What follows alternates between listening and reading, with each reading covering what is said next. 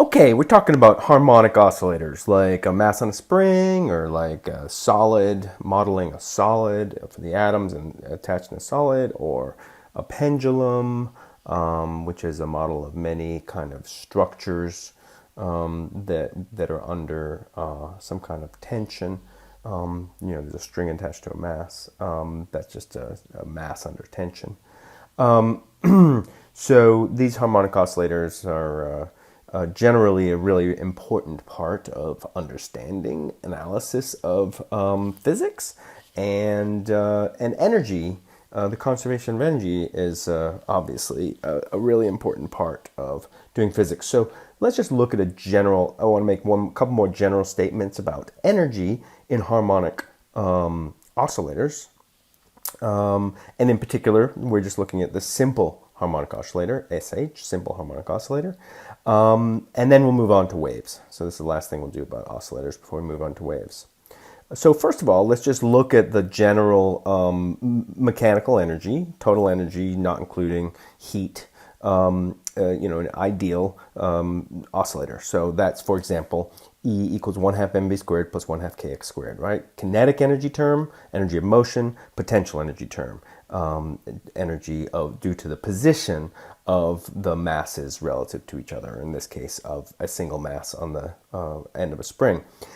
This is actually quite a general energy equation, and this was what I'm going to show you. This is what we're going to talk about in this section, is how this really is a general equation for energy in a harmonic oscillator. You say, but wait, the energy in a pendulum is 1/2 mv squared plus mgh. That's not 1/2 mv squared plus 1/2 kx squared. But what I want to show you is that it actually is. It actually does have the same form. But anyway, here's the point. If you were to write down the energy in any kind of simple harmonic oscillator, the only two that we've discussed are the mass on the spring and the pendulum, you will find that they have all of the same form. Let's just show that for the mass on the pendulum. So what we want to do is put H. Remember, that was the total mechanical energy that we wrote. It was the sort of easier way of writing it. But we really want to put H in terms of the variable of motion, right? The theta. So in order to do so, we got to do some geometry. So we want to look at how H is related to theta. And I think we've done a little bit of this before in another context. But in any case, just a reminder that the energy is 1/2 mv squared plus mgh. And if we lift the pendulum up, which you can see in the image here, to a height h, or if we were to give it a push and it swings up to a height h, that we can relate h to theta using geometry. And here's how we want to do that.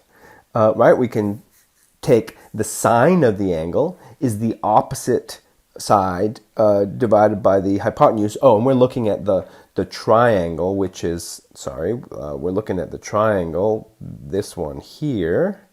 So it's the sine of the angle is equal to the opposite over L. What is that opposite side? Well, the opposite side is, just by Pythagorean theorem, square root of L squared minus L minus H quantity squared, right? It's the hypotenuse squared minus the adjacent side squared. So sine theta is equal to this quantity shown here. We then want to say, remember, for the simple harmonic oscillator, theta is small. So we can make sine theta equal to theta. That's why we didn't use cosine theta, because we want to use the small angle approximation. We could have used cosine theta, but then that doesn't, the small angle approximation holds for the sine.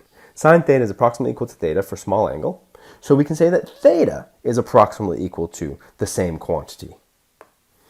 So that's what's important, right? There is our relationship between theta and h. L is just a fixed, it's something that's fixed by the physical oscillator. But theta and h have to do with our initial conditions, how high we lift it or how hard we push it. Actually, theta and h are always related, no matter where it is in its swing, going back and forth. So this is our relationship, and so we just want to solve for h in terms of theta, to plug that back into mgh, to see what form the energy has when we take into account the position variable, or in this case it's an angle variable, but it's like the position variable for the mass on the spring, right? X is like theta We already saw that when we derived the equation of motion for the pendulum. Okay, so just solve for h.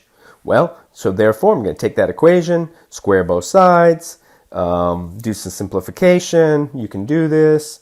And what you get is h over L times 2 minus h over L. There's other ways of writing it, but I wrote it that way because of the small angle approximation. Because of the small angle approximation, you should be able to see that h over L is much, much less than 1.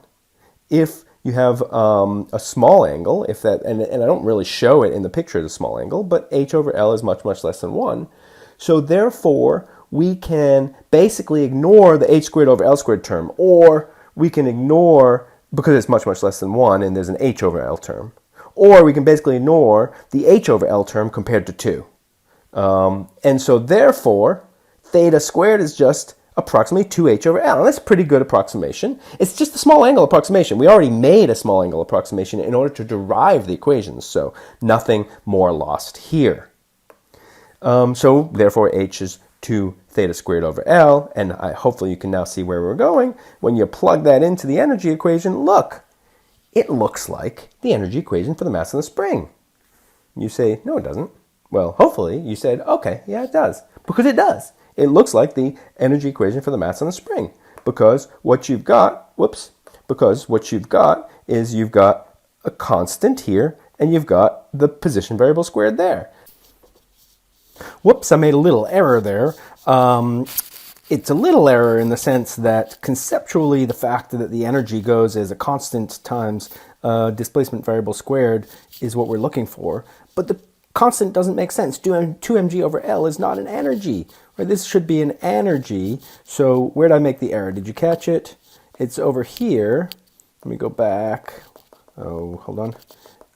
And that is that if theta is 2h over L and h is not 2 theta squared over L, h is L theta squared over 2, and that means that the total mechanical energy is 1/2 mv squared plus mgh, which is mgl over 2 theta squared. So that is your constant times a displacement variable squared. mgl is indeed an energy, or energy units. Now it makes sense. And that's what the mass on the spring look like, right? We have a constant there, and whoops, hitting the wrong button. We have an arbitrary constant there, just an arbitrary constant, which has to do with the mass on the spring, or now has to do with the pendulum, the mass and the length of the pendulum, and we have a position variable squared. So what I'm making a claim of, two examples is not a proof, but I am making a claim that we can generalize and find that the energy for any simple harmonic oscillator goes as a kinetic energy term plus a potential energy term, and the potential energy term goes as a constant times x squared. It's a parabolic function. The potential energy term for any simple harmonic oscillator is a parabolic function.